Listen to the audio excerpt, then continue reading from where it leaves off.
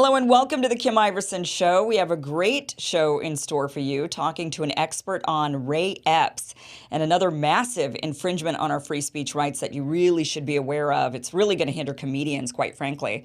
They're putting limits on our jokes now. Plus, we'll be talking to a young girl from the Donbass who is unbelievably on the list that is known as a kill list, which is sponsored by the Ukrainian government. Plus, AOC confronted again. You'll want to see her reaction. But first, this show is moving to a later time starting on Thursday. We're going to be on 3 hours later, starting at 6 p.m. Pacific, 9 p.m. Eastern. That begins this Thursday.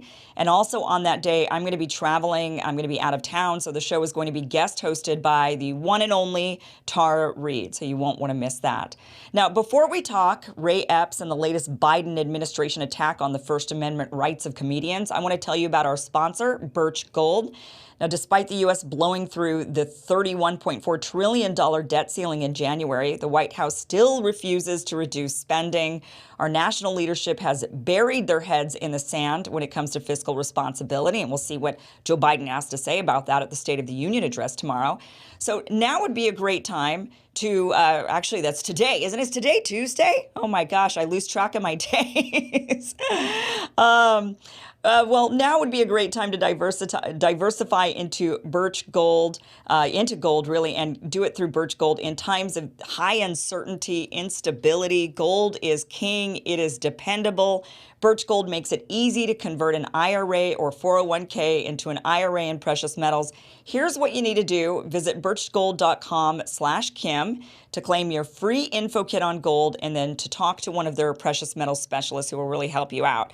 You know, in order to dig our country out of this mountain of debt, every single taxpayer in America is going to have to write a check for $247,000, and it's only getting worse. So protect yourself today by visiting birchgold.com/Kim. They have an A+ rating with the Better Business Bureau. They have thousands of happy customers, countless 5-star reviews. You can trust Birch Gold to protect your future. So visit birchgold.com/Kim today. All right, now let's talk about Ray Epps and the latest Biden administration attack on First Amendment rights of comedians. Joining us now is Darren Beattie. He is a former speechwriter and policymaker for President Donald Trump, who holds a PhD in political science from Duke University. He's currently the founder of Revolver.News, which does a lot of coverage of January 6th. Darren, welcome to the show. Thank you so much for being here. Thank you.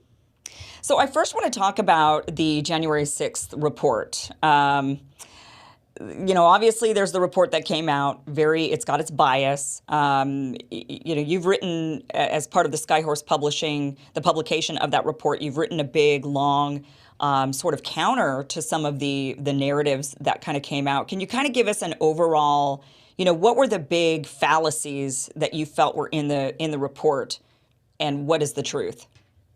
Absolutely. I'll give you the extremely condensed version. And so, Okay. I mean, people may have heard of the January 6th committee, and it's often touted as a bipartisan committee. But effectively, what that means is it's comprised of Democrats who hate Donald Trump and his supporters, and a handful of Republicans who hate Donald Trump and his supporters even more. That's Liz Cheney and the crybaby Adam Kinzinger, who I say spends more time crawling on all fours than he does on 2 feet. But this version that we've put out through Skyhorse, made different publication houses have published this public document that the committee produced with various journalists writing an introduction to it. There's only one version, and that's the Skyhorse version, that dared to solicit somebody to present the counter narrative. That is to say, the narrative that isn't shoved down your throat by CNN and other sort of more controlled outlets.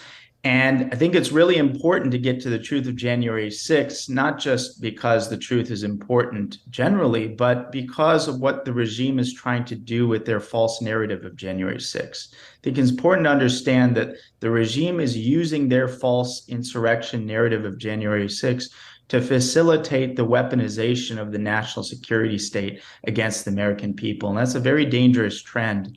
And so, in short, this introduction that I've written, that's available in the Skyhorse version of the report, About half of it, a little less than half, is dedicated to dismantling the idea of the January 6th committee itself, um, basically demolishing the notion that this committee could ever have been a disinterested and neutral fact-finding vehicle to get to the bottom of January 6th.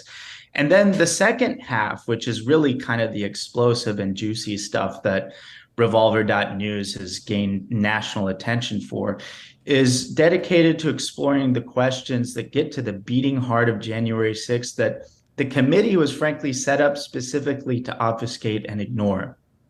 And those are the questions that pertain to January 6th as what I call a Fedsurrection, meaning that had not it been for a handful of key critical actors on that day who are likely connected to the federal government and are being protected by the government, the conditions would not have been present for that rally to turn into a riot. And so we explore the case, the notorious case of Ray Epps, who is a household name because of our reporting, but other things that are arguably even more explosive and dark. And so for those with the stomach to digest it, because it's not for everyone. Some people have seen our reporting at Revolver.news. They said, I wish I'd never seen this. But for people with the stomach to digest it, I strongly recommend go and get this report, learn the truth, because what's at stake. And you can also go to Revolver.news and see the classic series on Ray Epps with all of the video documentation that will absolutely blow your mind. And it's impossible to see this and then look me or anyone else in the eye and say that January 6th is what the media and the Biden regime told you it is, because it's not. Yeah, question about Ray Epps. We've seen like Jamie Raskin, for example, say, to Thomas Massey when Thomas Massey was asking, well, what about Ray Epps? And he says, oh, you guys are a bunch of conspiracy theorists. Leave this guy alone. He's one of yours. Leave him alone. Why are you going after this poor guy? Which is really interesting because the entire point of these investigations was to go after the people responsible for January 6th, right? And you've got Ray Epps actually saying, we're going to go in to the building. You got people around him saying, Fed, Fed, Fed, like they recognized him right away. And yet Democrats seem to be glossing over him. Do you think that the Democrats do you think they're in on it? They know who he is. They know, if he is an FBI guy, an informant, or, do you think they know and they're covering this up? Or do you think they've been told, don't worry about that guy, and they're just kind of saying, then we're not going to worry about that guy? Well, I mean, it's hard to say because Democrats is such a broad term. I don't think that there was a memo sent from, say, the Department of Homeland Security to all, elected officials of the Democrat Party saying Ray Epps is a Fed, don't talk about it. I think generally speaking, politicians in particular, but people are very good at catching on to what narratives they're supposed to cling on to and what they're supposed to stay away from.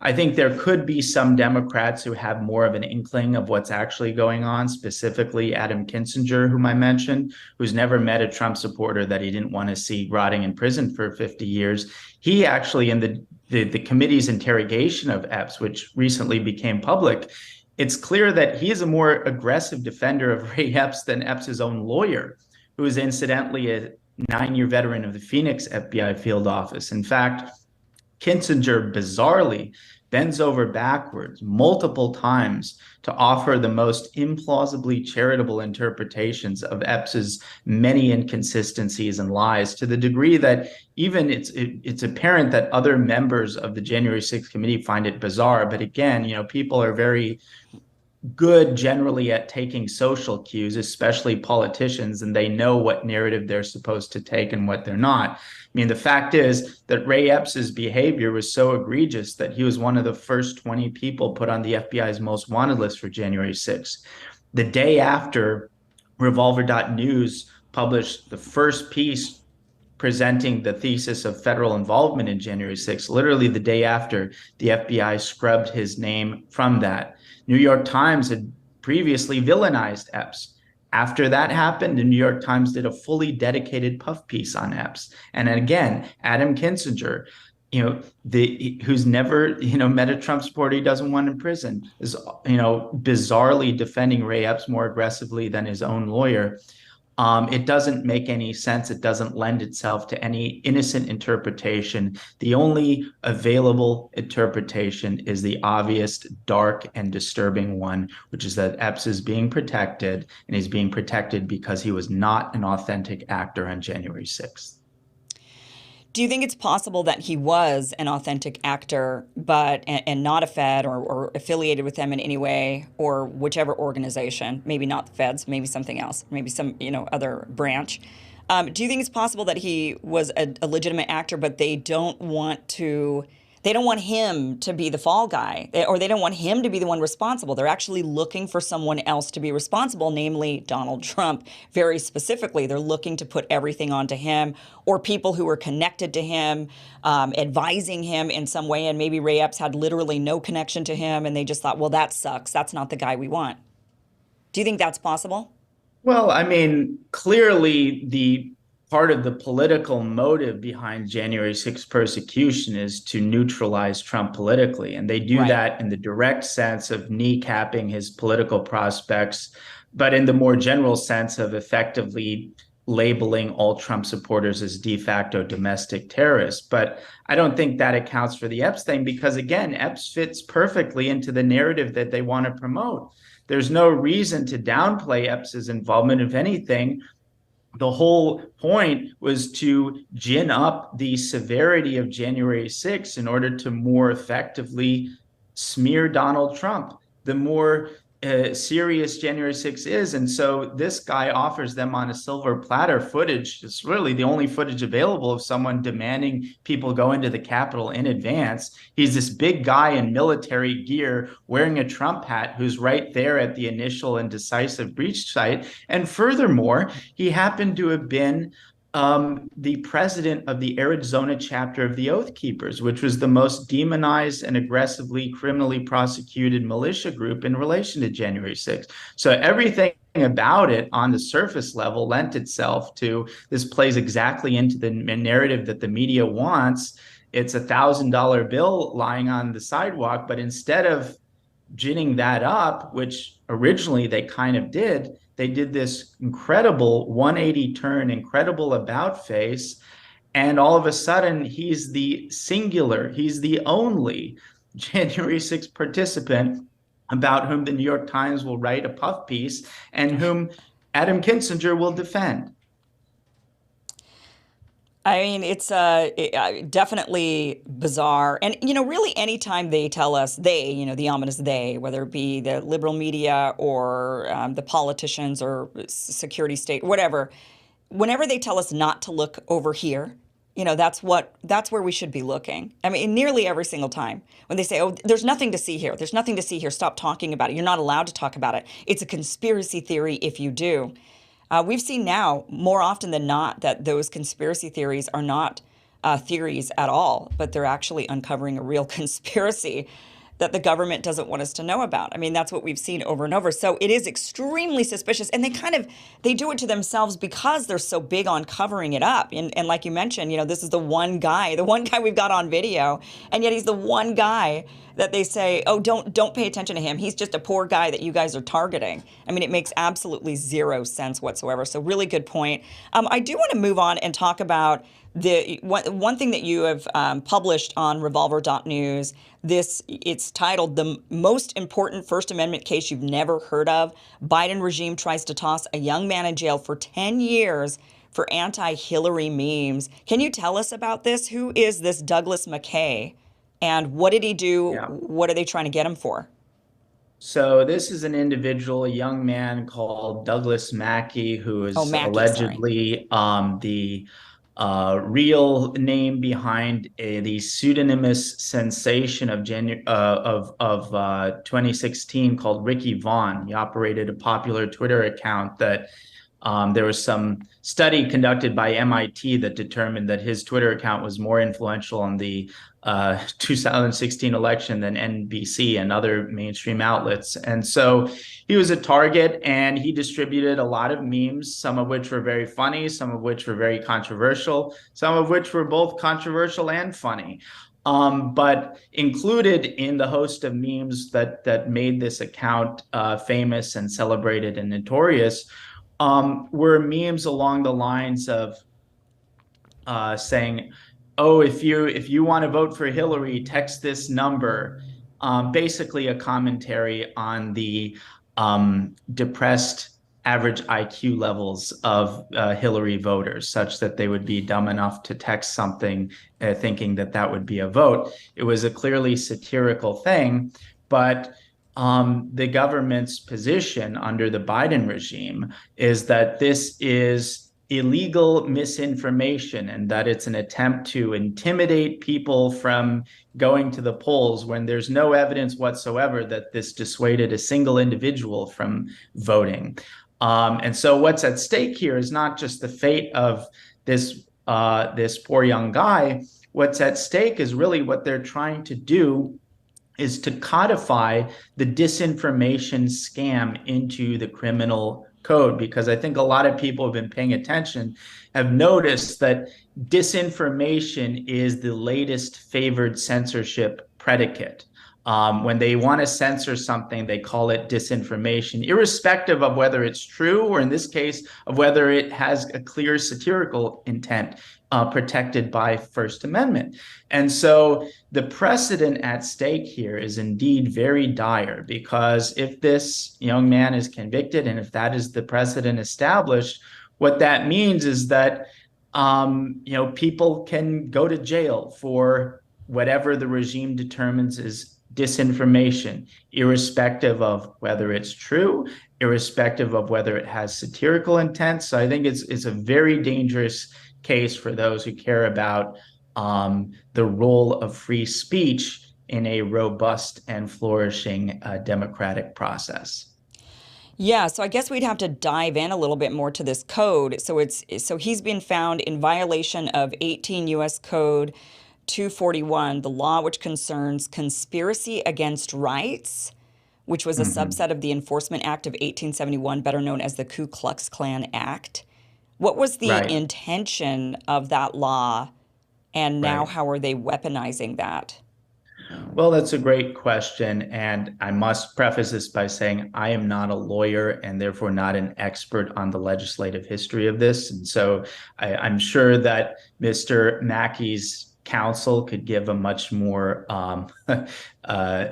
legalistic account of this. Right. But based on my layman's interpretation of this statute, what it was, as you mentioned, it was the Ku Klux Klan statute. It was basically designed to prevent things like Ku Klux Klan blocking streets to prevent African Americans from being able to vote, or intimidating people from being able to vote.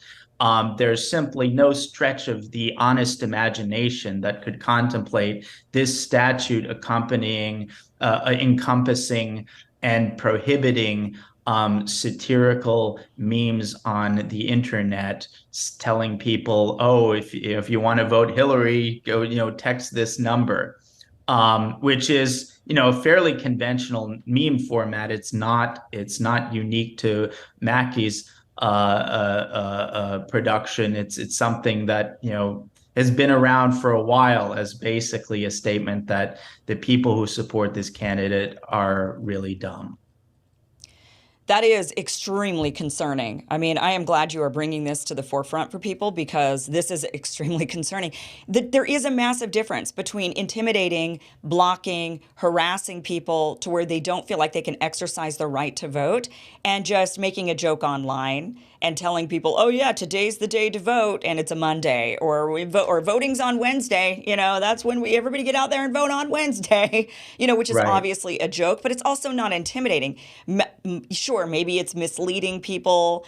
Maybe there will be some people that say, "Oh my gosh, I guess voting's been changed to Wednesday this week," or something. I mean, I understand the concern that, But well, the thing people, is, it's right? important to note that if that were indeed the case, the government would presumably present one case, but there hasn't been a singular case in this instance that the government's been able to provide of saying this person wanted to vote and did not vote as a result of being deceived by this meme. There would have to be a specific injury in order to make that case. And up to this date, the government has not provided one. So there's a question of if there were such an injury, would that still be First Amendment protected? But we're not even at that threshold because the government hasn't even proven a single case of that having happened. Yeah, this is a very dangerous precedent. If they can get away with this, this is dangerous. They're telling it's as dangerous for every comedian that's out there. Right. I mean, well, they have to really watch their backs. The sad fact of the matter is that even if Mr. Mackey is acquitted, which I of course hope that he is, a lot of damage is already done as a result of the chilling effect involved. It's like, think of the idea that, before this, nobody, even in our kind of dystopian clown world, before this happened, I don't think I certainly, and I'm a very cynical person, very in tune with the unfortunate trajectory of our country, the disintegration of our liberties. I would never have imagined in a million years that somebody would be facing 10 years in prison for a funny Hillary joke meme, of which there were, thousands of memes, funny and unfunny, floating around the internet in 2016. That's just our world. But I never would have contemplated that somebody would be facing 10 years in prison for effectively mocking Hillary Clinton and her supporters. Darren Beattie, thank you so much for being here. Darren Beattie, former speechwriter and policymaker for President Donald Trump. Thank and also you. the and if I could say really quickly, I'm sorry, if people are interested in this case, and I do think it's important, which is why we wrote about it, there is a website called Meme Defense Fund. So if people are interested in supporting the legal fund, because again, part of the damage is they screw these young people over with the legal fees. So even if he's acquitted, he's stuck with, I don't know how much it costs, but these things are not cheap to defend oneself when you're facing federal charges at that level. So memedefensefund.com if anyone is interested in helping out. Excellent. Yeah. All right, Darren, thank you so much. Also, founder of Revolver.news and wrote the foreword to the Skyhorse Publishing version of the January 6th report. So, Darren, thank you again. Thank you, Kim. Thank you so much.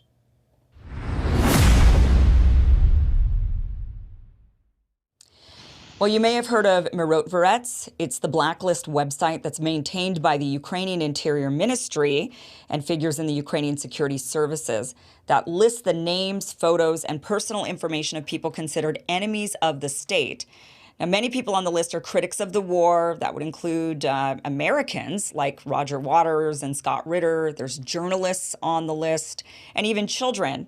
With us now is Faina Sevenkova. She is a 14-year-old from the Donbass who is one of hundreds of children on the list. She is joined by Mira Tarada from the Foundation to Battle Injustice, who will interpret for Faina and also discuss more about this horrendous list. This list has been considered a kill list.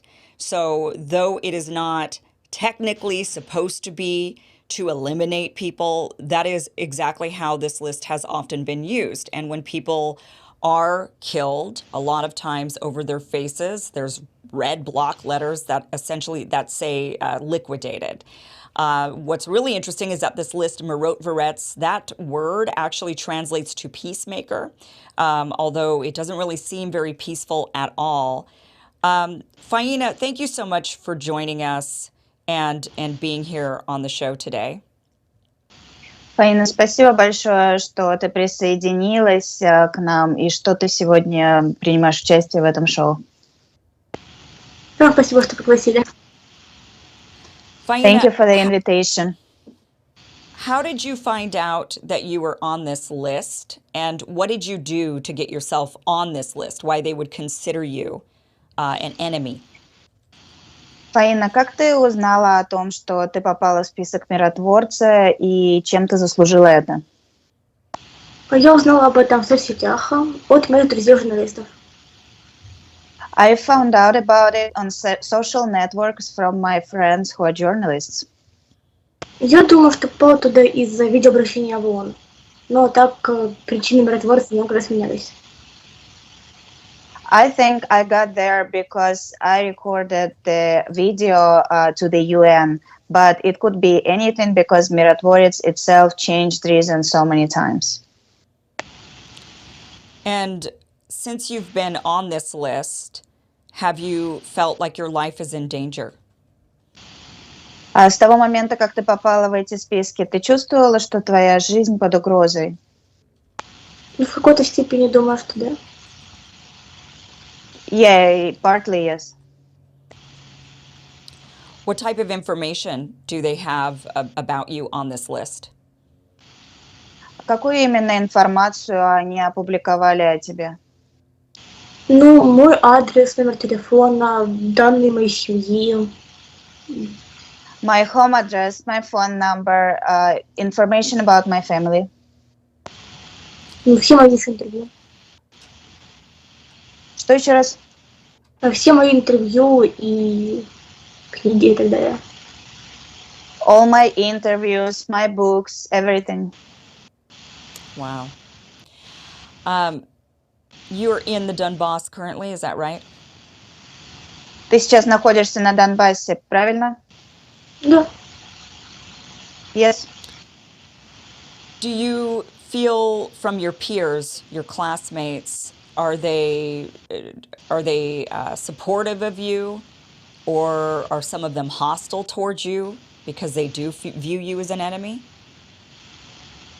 А твои одноклассники, ты получаешь от них поддержку или они наоборот видят тебя как врага? Ну, конечно, поддержку. Of course they support me. So what was it did you say to the UN? What was in this video? А что было в том видео, которое ты записала для ООН? Что там было? Что ты сказала? Ну, то, что такое место, как Донбасс, там происходит война, обстреливают детей, что дети хотят мира. I told them that there is such a place like Donbas and that there is a war over there and that children want peace. So here in the Western world, Western media says that this war started in February of last year. When did this war really start for you in the Donbass?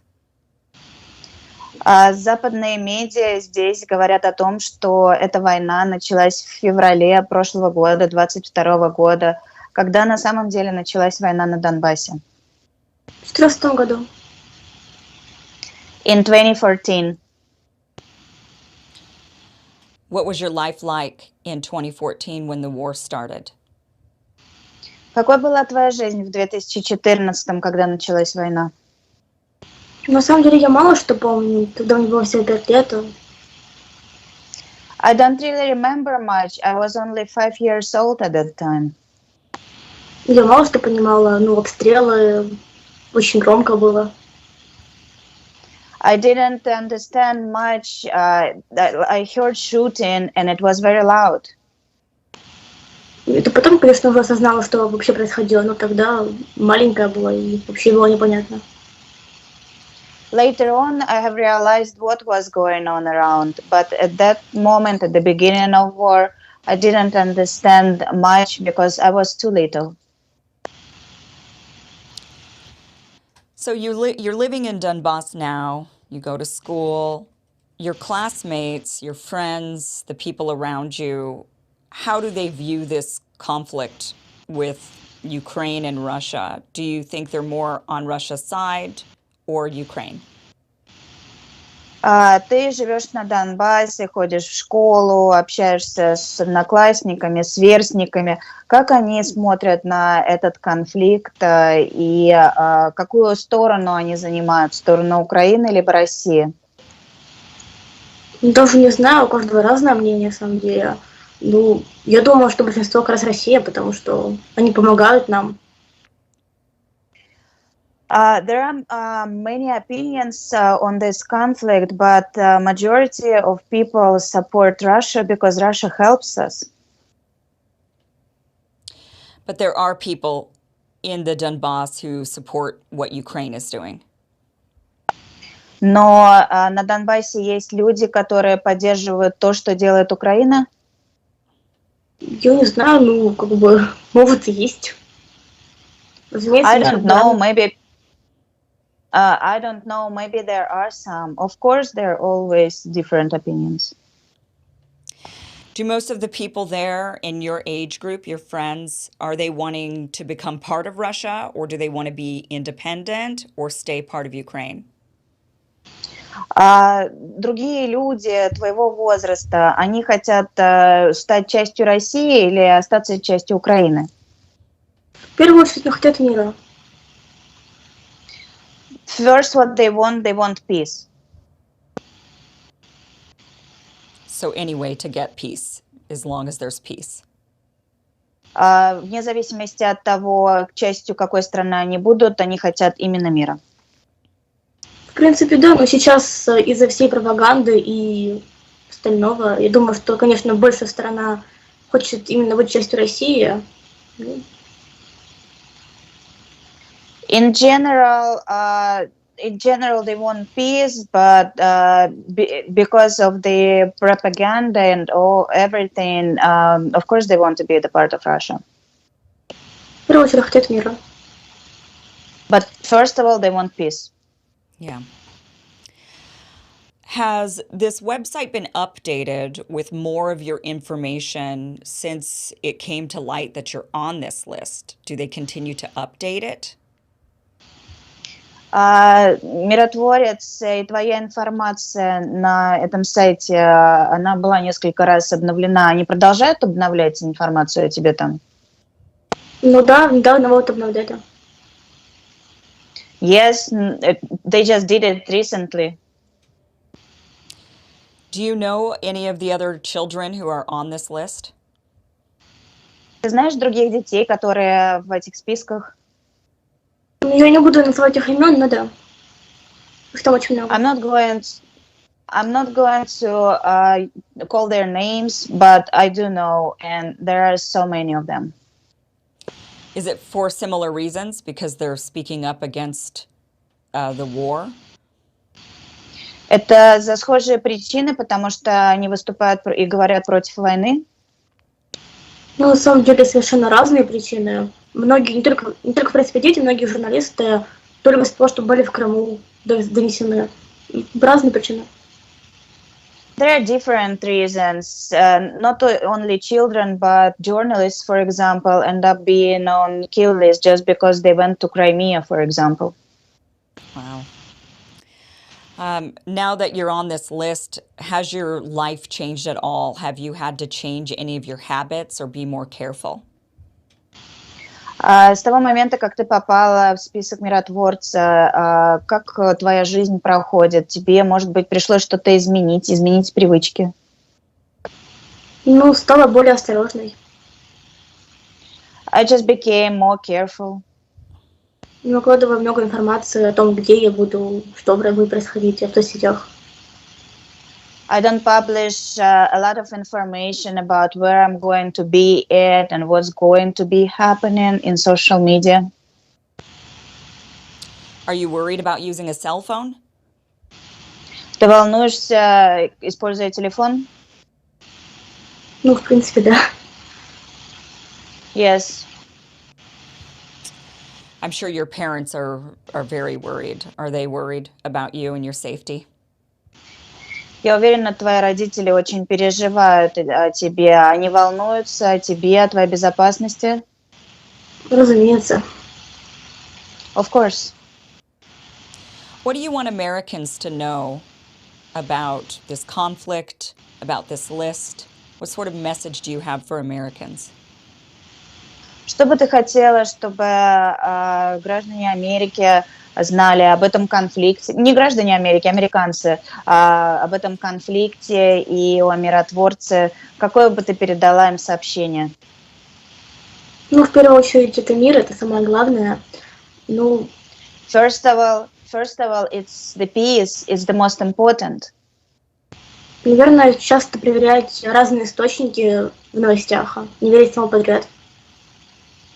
and check the news sources. Don't believe everything what you see. То есть составляет свою точку зрения по поводу этого конфликта, основываясь на разных новостях. You should make your opinion on behalf of this conflict based on different information sources. What can Americans do to help get you that peace?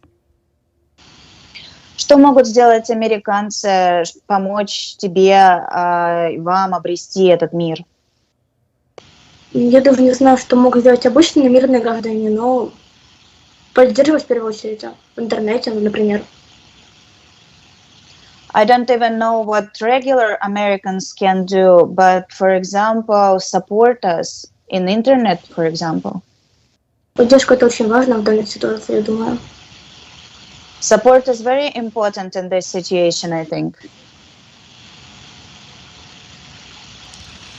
Well, Faina, thank you so much. Be very, very safe. I mean, this is just terrible that you ended up on this list. Фаина, спасибо большое. И будь очень... береги себя очень-очень. Это просто ужасно, что тебя внесли в список миротворцев. Спасибо большое. Буду стараться дальше об этом говорить, чтобы этот сайт миротворец закрыли. Thank you very much. I will try to do my best and continue talking about Mirotvorets kill list, so it will be shut down. Yeah. Mira, I want to ask you a few questions about this. I know you've been working with the Foundation to Battle Injustice. This list has come to light. We now know about it. It's been talked about for a few months. Has there been any progress in getting this list shut down? Well, we've done a lot of work. Of course, the progress is that you actually found out about it because, for example, how all the story came out about minors on the website is that Faina approached me on social networks, and she approached me as a colleague, as a writer, because she writes books. I do as well.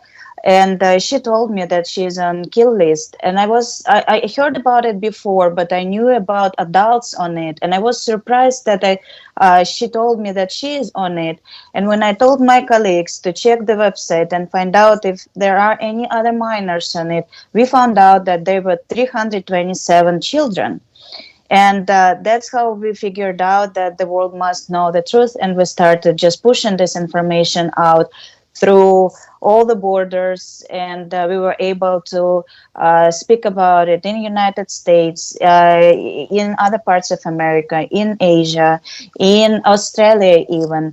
And this is the first important step that's been done, because for past almost 9 years, there was never so much attention brought to this issue. Then we passed our report that we found out 327 minors on the website to the United Nations through the representatives of Russian mission in UN, and this report was submitted to the UN, but unfortunately nothing happened. UN just condemned the existence of such a website. After that, we found out who is the host and provider, and it's American company Cloudflare that's located in California. We wrote a letter to Cloudflare asking them to stop providing hosting to this website, but unfortunately we never got any response. And I don't know why is that. Is that because we are the human rights protection group that's located in Russia, and maybe that's why we are not heard? Maybe when Roger Waters, for example, or Oliver Stone will write their letter, maybe then Cloudflare will hear those voices. But to me, it's surprising that I know United States always stands for its citizens, and in this case, they've done nothing, and it makes us think that there's something more stands behind it. Yeah. Is there any American funding that is going towards this website? Well, you see, they exist through the donation system, so it could be anyone, including Americans, of course. And as we tracked down, there were American funding, French funding, Canadian funding, and many others. So I would imagine that the people running this list, they say it's not a kill list. I mean, what do they call it? How do they justify it? They say that at first they were terrorists, as they called all the people in Donbas who wanted to become independent from and sovereign from the rest of the Ukraine once Ukraine started suppressing their choice of keeping, for example, Russian language, because that's how it started at the beginning. And Ukraine tried to cancel Russian language in those territories, and people didn't want to.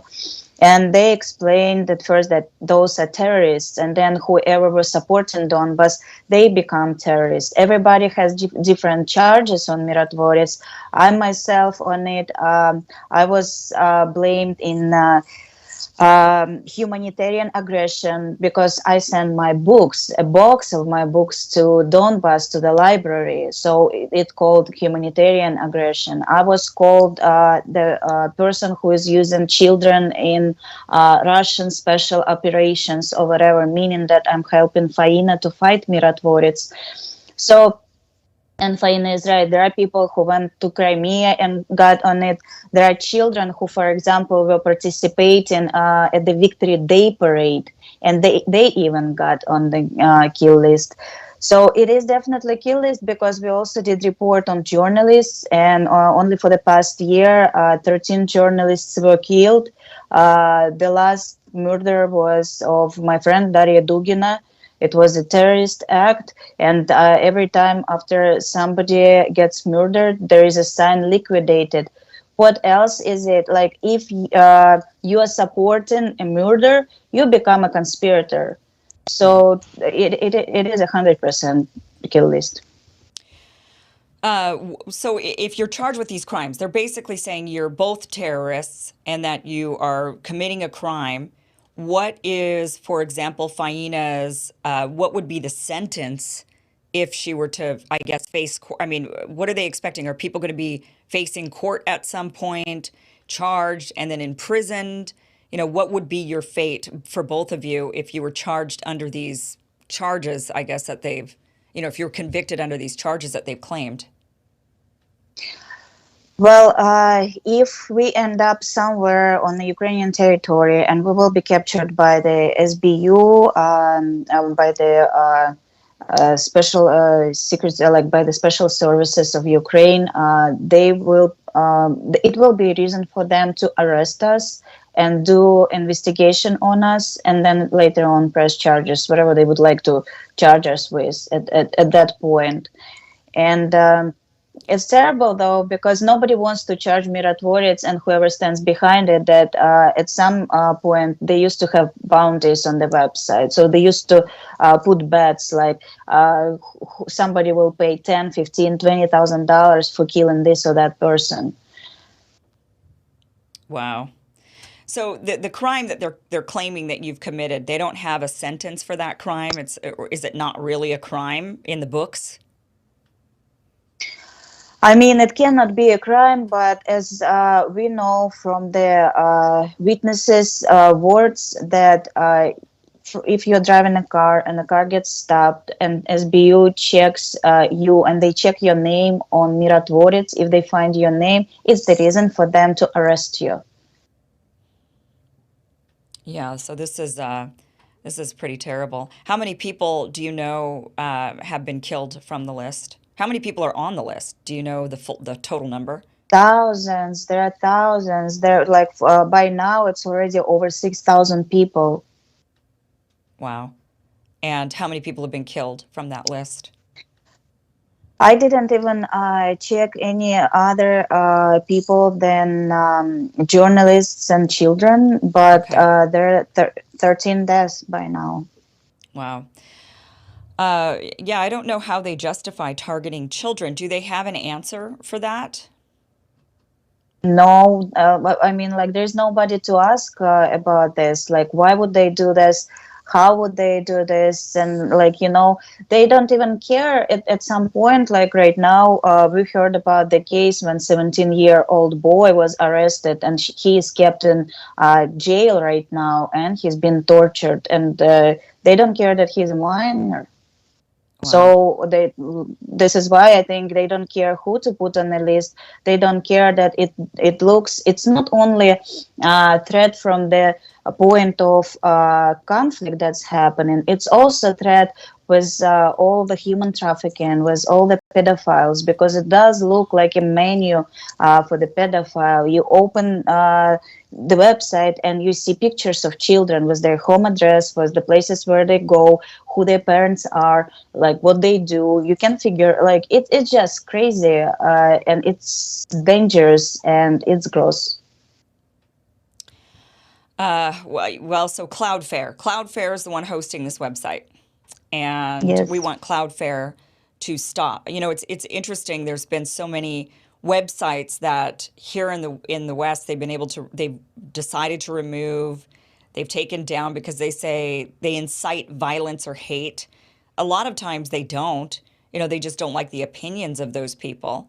But in this situation, this is very clear. This is clearly a list meant to target certain people, doxing them.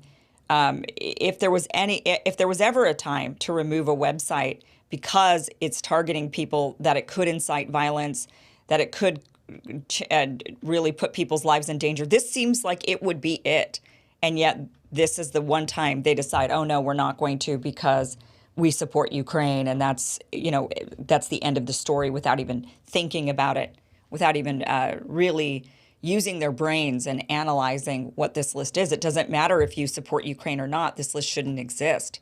This information shouldn't be out there. If the government of Ukraine wants to keep a secret list on their own of people that they consider to be terrorists, like here in the United States, there's a lot of people who are considered terrorists, that the government has.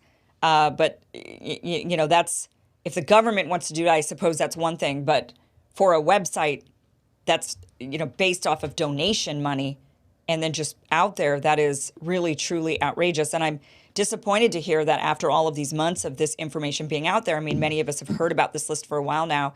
It's disappointing that nothing's really been done to limit this in any way. Is there any hope at all? Is there any bright spot that you see that there might be a way besides just telling Cloudflare, you've got to stop hosting this site? I mean, but Cloudflare stops and maybe another one picks it up, right? So, is there any hope to get rid of this list? So far, unfortunately, the governmental organizations in different countries that Faina approached in her letters, because she wrote to Macron, she wrote to Scholz, she wrote to different leaders of different countries to bring this attention to the skill list. And unfortunately, the best thing that happened was only we condemn the existence of such website. So I think, as you said, Cloudflare hosted not only one website that's been illegal, not only on national level, but on international level.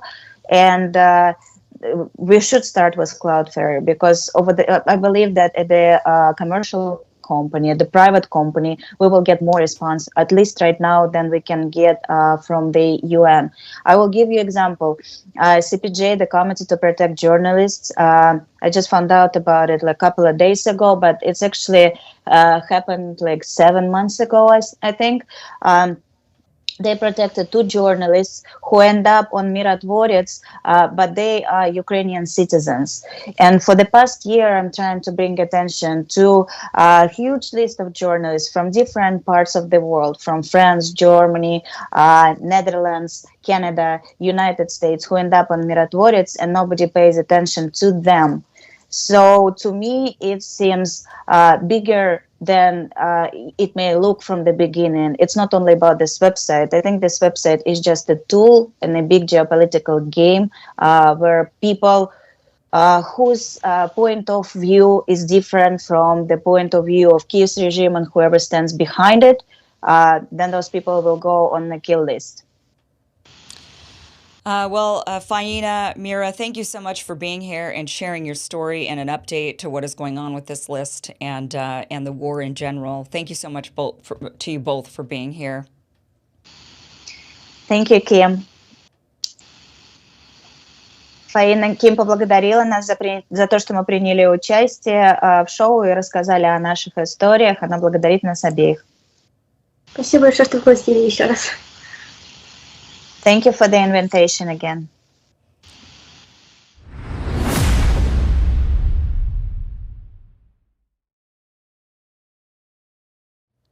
Well, AOC has been confronted again. Watch this. I'm going to be brief. Congress members, when are you going to pull us back from the verge of nuclear war? In October, these progressives said there's a threat of nuclear war. We need to sue for peace between Russia and Ukraine. They retracted it. When will you come to the table like President Lula has, like Pope Francis has? Are you a Catholic? He's calling for a peace summit. Be real, man. We got you. Let me say what I say first, man. Schumer is taking us to nuclear war. We are going to nuclear war because of these bastards. Are you going to wake up, people? No, we're not going to wake up. Tanks. Bye-bye. Sending it in. Bye-bye. NATO. Bye. All right.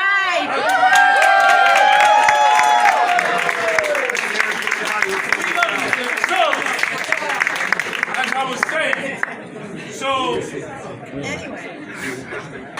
Once we won, we said we're not going to stop. We just put the crack in the dam. And now we're going to go for the whole damn thing. And then Tiffany ran for DA. She came for the So do you think you're gonna win a nuclear war then? Mr. President Lula da Silva from Brazil said that he wanted countries to meet together for peace. What does he have to do with this? Right, because I'm telling you, because she's the woman who's sending my money to go to Ukraine so that we can have a nuclear war. Is it okay if we go down? But listen, I have a question though, because the Pope and President Lula are desperately trying to keep us from dying in a nuclear apocalypse. Oh my goodness. The muscle is out here. No, but I'm serious. If I die in a nuclear war, I guess that's better, right? Because we've got the AOC and everybody's cheering on and we get to talk about local politics while she sends $100 billion into Ukraine for the war. Thank you, Fonda. What's up, dude? But Bowman, I told you already, and you endorsed Diane Sayre. All right, well, Daniel Burke is a representative of the International Schiller Institute and founded and chaired by Helga Zepp-LaRouche. In 2020, he ran for Senate as an independent in New Jersey. Daniel, welcome to the show. Thank you very much, Kim. Well, confronted again. I mean, you know, it's really great to see this. I think we need to see more people out there. And we spoke to Jose Vega, who also has been speaking up and being very noisy, you know, at these events. So tell us, you know, what was the reaction after this? I mean, you got escorted out. Who are the people that were grabbing you and taking you out of the room? They had some serious muscle there, and they were very carefully, very rapidly removing us. But I believe it was actually a councilwoman or a candidate for council who was one of the people right behind me, making sure that I was ushered out as quickly as possible. I mean, you heard the woman who's in front of the camera say, "No, we won't wake up." Yeah. So it was that was typical of the crowd there. But I thought it was crucial to get in front of them anyway. Yeah. What do you think has happened with this branch of, you know, the progressive wing of the Democratic Party? I mean, they were the ones that really people were looking to go in there and shake things up. And what we saw was they didn't. They've just seeming, you know, they've fallen in line. I mean, there was that moment when AOC, if you remember, when she first got there and she protested in front of Nancy Pelosi's office with the Sunrise Movement. But after that, we really haven't seen a lot of pushback against the establishment, against the Democratic establishment, unlike what we see on the Republican side of the aisle. Surprisingly, it's the Republican populists who are actually holding Republican establishment's feet to the fire, and they're actually doing the very things that we wished AOC would do, and they're even speaking out against the war machine. Yet here we are. What is going on with these progressives? Well, I think they're betraying the fact that they have absolutely no guts. As I pointed out in my comments, it was in October that letter came out in which they specifically said, on account of the danger of nuclear war, therefore, President Biden, we urge you to seek peace negotiations. And within 24 hours, right, that was retracted. who is it that's putting their heavy hand on that shoulder? I mean, Chuck Schumer was right there, with the most powerful man in the Democratic Party today, I would say, and other than perhaps Joe Biden. And this is an operation to go along to get along. But the crucial thing is that they're risking nuclear annihilation of humanity, and they act like they can get away with that without even responding to their population, to the population. Yeah, I mean, we haven't even had votes on whether or not we as the American people want to go to war. We haven't had that vote in decades. And yet we're in endless war, you know, and I don't know how they can, of course, they use these legal workarounds to thwart democracy at its core. I mean, they figured out, okay, well, if we just word it this way, or if we just do it this way, then we don't need to get the vote of the American people. And that is just really disgusting. And that's the type of stuff that you would expect these progressives to actually be talking about, screaming about, saying the American people deserve a voice in this. This is democracy. We need democracy in this process. And yet they've just completely failed us. I mean, they have 100% fallen in line. And then what was it AOC was talking about after? Later on that video when she says, we just put a crack in the dam, but then we're going to take the whole damn thing. I mean, what was she saying? What was she referring to? She was trying to get this relatively small number of people at this fundraiser to get all excited about their actions to get Democrats into the New York City Council. And there was just a complete disconnect with the reality of what's happening in this country, the breakdown of the economy, the conditions of life for the average person. These are federal representatives, and they're not being held to account for this kind of thing. Yeah, I'm really curious to hear Joe Biden speak tonight and what he addresses. You know, what is he going to be focusing on? I know that they reworked the whole China part of the speech after Balloongate. I'm curious, you know, what will he focus on? Is he going to focus on the economy? What is he going to say about Ukraine? I think we're all kind of waiting with bated breath on, is he going to say endless support, never-ending support? We will take Russia down. I mean, what will he say? I mean, what are you anticipating this whole speech to be about tonight? Well, one way or another, I can't quite forecast what he's going to say, but the narrative about the Ukraine war is breaking down. We've had the former Israeli Prime Minister Bennett come out and talk about how he went with a peace deal and he was prevented from following through on it by Western actors. We have the Minsk admission by Angela Merkel that this was all a lie to begin with. And so I think increasingly they're put into a very difficult situation, Joe Biden in particular, as to how he's going to frame this for the American people. Like, of course, he said sending heavy weapons, sending things like tanks would be World War III. And here we are with that kind of circumstance taking place in Ukraine from NATO. Yeah, so I'm really waiting to find out what he's going to be saying tonight to see, you know, are they going to be changing the narrative at all towards peace? And, you know, saying we need to come to some sort of an agreement, or are they just going to say endless support and endless tanks and F-16s next? I mean, I don't know. But, well, you know what? Good for you for being brave and doing what many of us would not be as brave. You know, we're not brave enough to do this, to go and actually confront in a crowd these Congress people. We had AOC there. Jamal Bowman was there. Who else was there? Those are the two I saw. Oh, Chuck Schumer was there.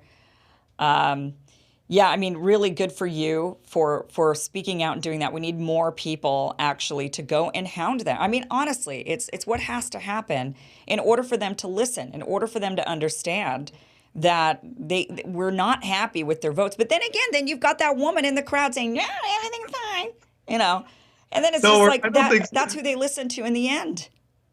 I don't think she's going to have a big impact on the future of mankind. I think that if people, you know, first of all, it's fun. You'll have a lot more fun than you think. It is frightening the first couple of times you do it, but then it's fun.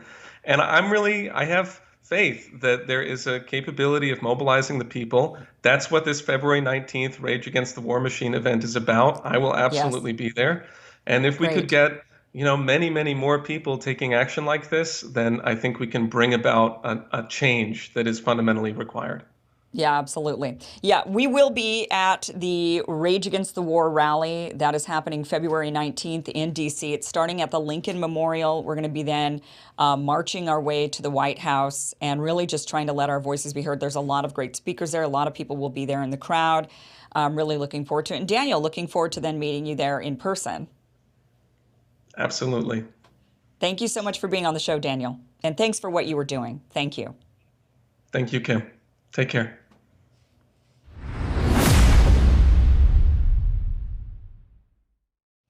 Well, I've been telling you guys all about this product that I've been using and loving, Field of Greens.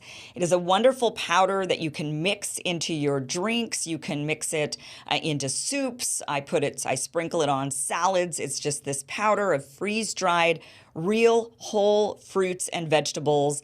They're very selective about which fruits and vegetables they use when they make this product. They ensure that it has the highest nutrient compound, making sure that everything is really giving you everything you need. And so you really feel good when you're using it. You know that when you're having this in your morning chocolate shake, which kind of makes it fruity flavored, or I personally just really love the lemon lime on its own. It's very refreshing.